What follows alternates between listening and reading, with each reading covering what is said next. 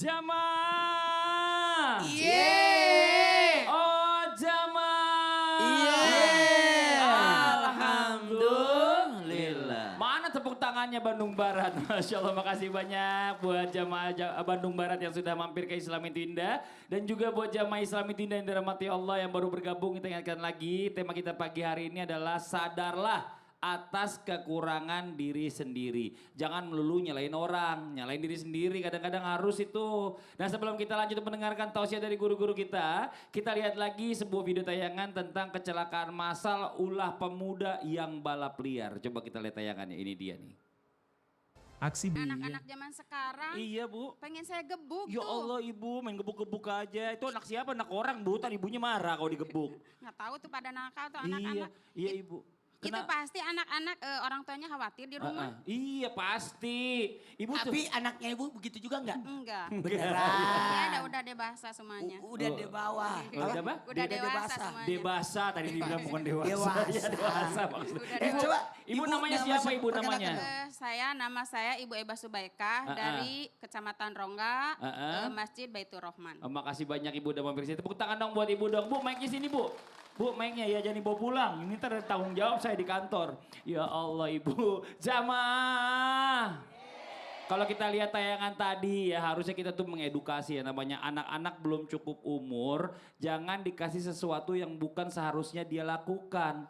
Jadi kayak naik motor. Kalau anak-anak masih bawah umur tuh masih ugal-ugalan karena mentalnya belum siap. Makanya harus 17 tahun dulu, punya SIM dulu baru naik motor. Coba kita tanya guru kita, Bib, mau izin Bib? Siap. Gimana Mas Fadli? Kadang kita ini gak sadar ya akan kekurangan kita. Bagaimana caranya kita bisa mengetahui nih yang namanya kekurangan diri kita sendiri. Kadang-kadang kalau kekurangan diri kita sendiri tuh agak-agak kita tutup-tutupin akhirnya kita gak tahu. Lupa akhirnya mau izin penjelasannya. Fadol Bib. Siap. Tepuk tangan buat guru kita Habib Muhammad Syahab.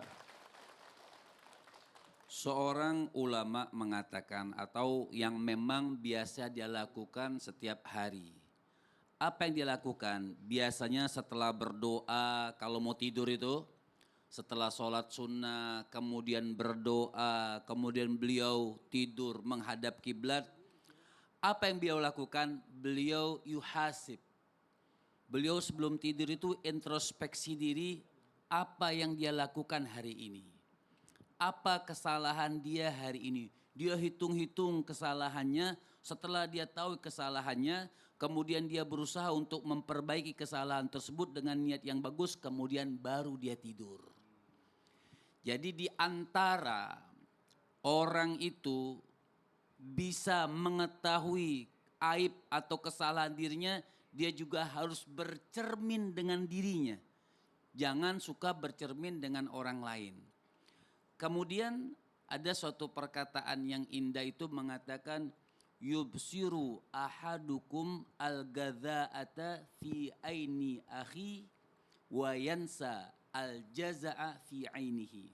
Orang itu terkadang pandai menilai, menegur kotoran di mata orang lain, dia lupa membersihkan kotoran di mata dirinya.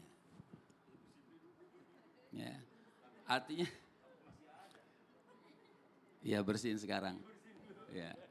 Artinya seperti itu, kadang-kadang kita bisa nilai atau sering juga kita katakan kita suka menegur kancing orang itu kurang satu padahal kancing baju dia kurangnya dua. Iya benar.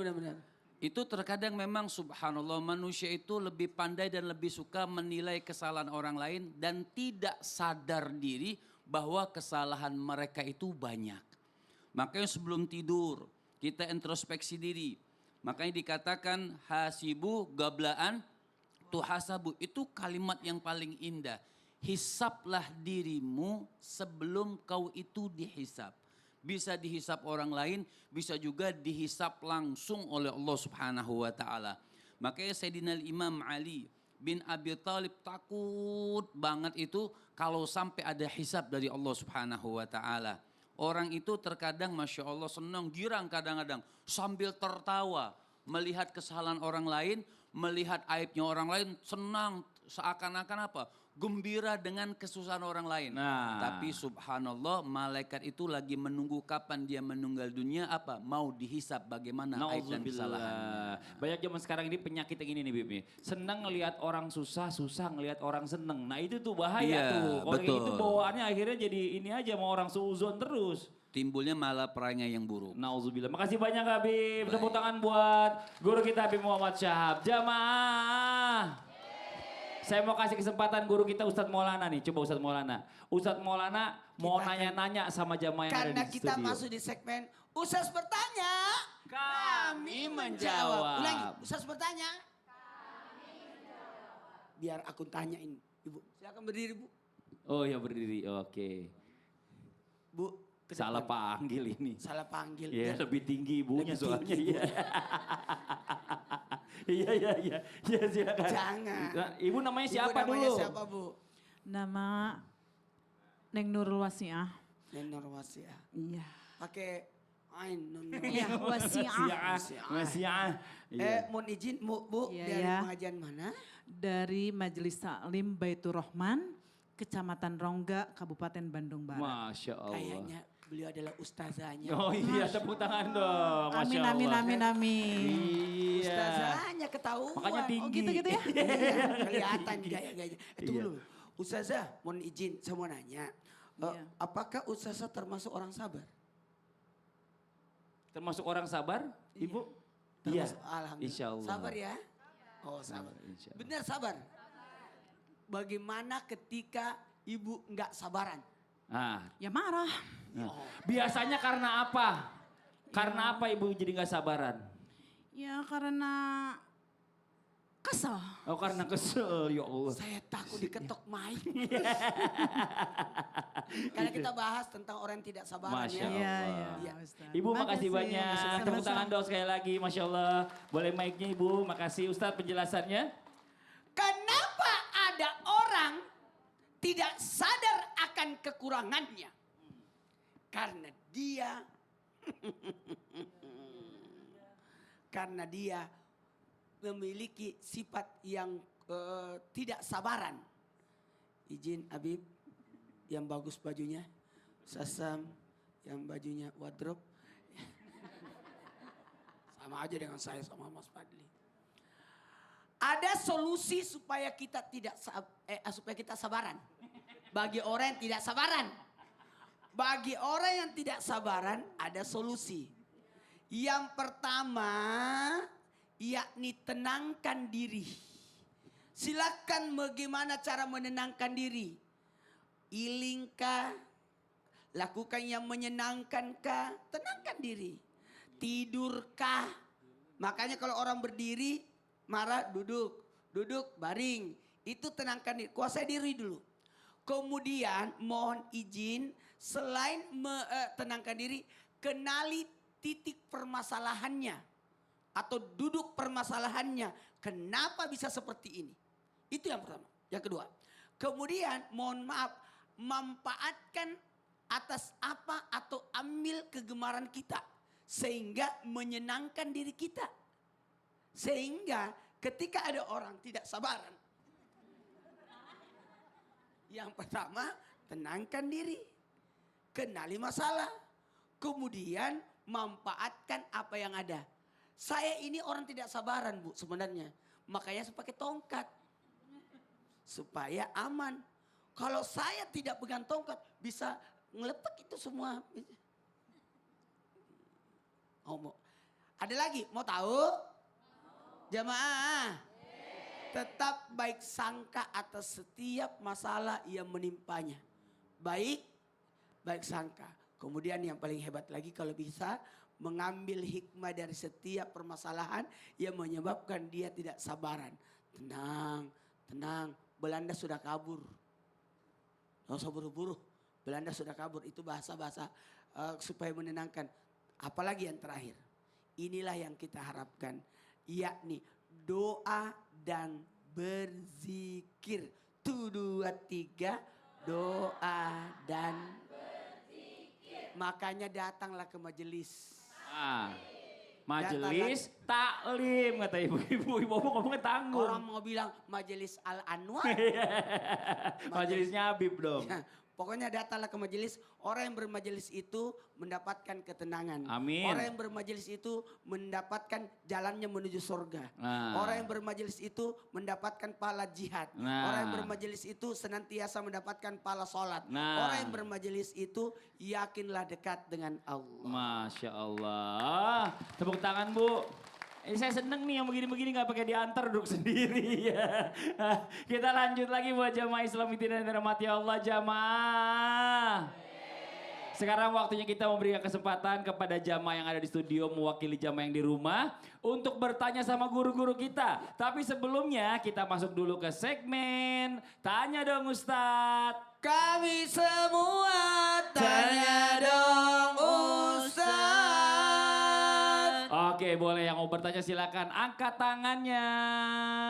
Mana? Oh, yang di atas ini deh. Mohon izin, maaf Ibu punten. Silakan. Assalamualaikum warahmatullahi wabarakatuh. Waalaikumsalam warahmatullahi wabarakatuh. Tanya dong Ustadz, Boleh dong Ibu.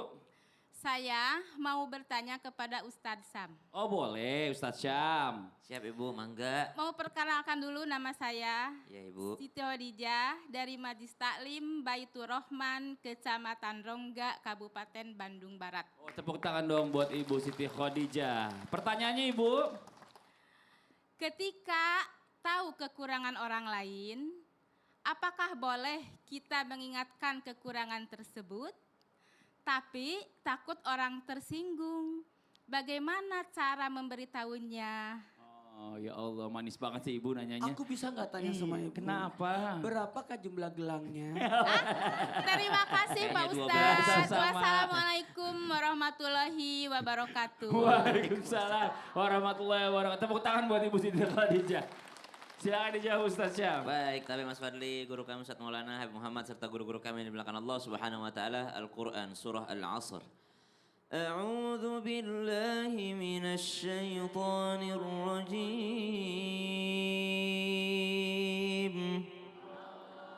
Bismillahirrahmanirrahim.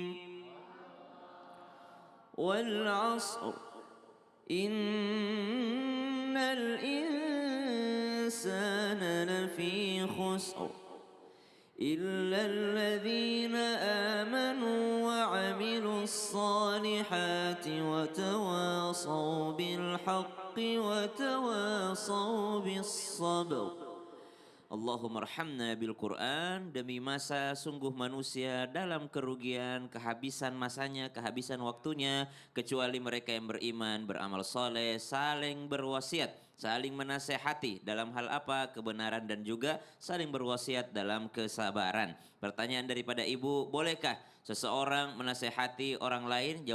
Jawabannya bukan lagi boleh, tapi memang perintah Allah Subhanahu wa taala. Bahkan Nabi SAW mengingatkan bahwa agama ini adalah nasihat. Apa itu nasihat? Dari kata an-nushu, yakni bermakna al-khulus, kemurnian, keikhlasan. Maka ulama kita memberikan persyaratan memberi nasihat. Yang pertama mesti karena Allah Subhanahu wa taala. Yang kedua, Imamul Haddad menyampaikan kepada kita bahwasanya nasihat itu mesti disampaikan dengan cara sembunyi-sembunyi, bukan menasehati orang secara umum sehingga mempermalukan orang lain. Kalau ada orang menasehati depan umum itu sama saja merendahkan orang, mempermalukan orang. Itu syaratnya. Yang ketiga, hendaklah ketika memberi nasihat tidak menggunakan bahasa langsung. Bahasa langsung artinya kalau bisa menggunakan bahasa yang lain yang kira-kira bisa mengarah ke sana sehingga orang lain tidak merasa tersinggung atasnya, maka itu jauh lebih baik. Faqula lahu qawlan layyina, berkalimat-kalimat dengan cara yang lembut. Itu salah satu maknanya adalah tidak langsung menyebutkan daripada kekurangannya, tapi menggunakan bahasa-bahasa kiasan yang bisa melembutkan hati. Kemudian yang keempat, hendaklah tidak menyebutkan sumbernya dari mana. Jangan sebutin, kata si Anu kamu begini. Subhanallah. Tukang ngadu Itu dona ngadu itu. domba namanya. Iya. Ini bukan saya Bu yang bilangnya, tapi Iya. teman-teman di Tapi- majelis. Tapi Ustadz Maulana yang Enak aja ngomong-ngomong saya lagi. Terus Saya ada. diam baik di situ.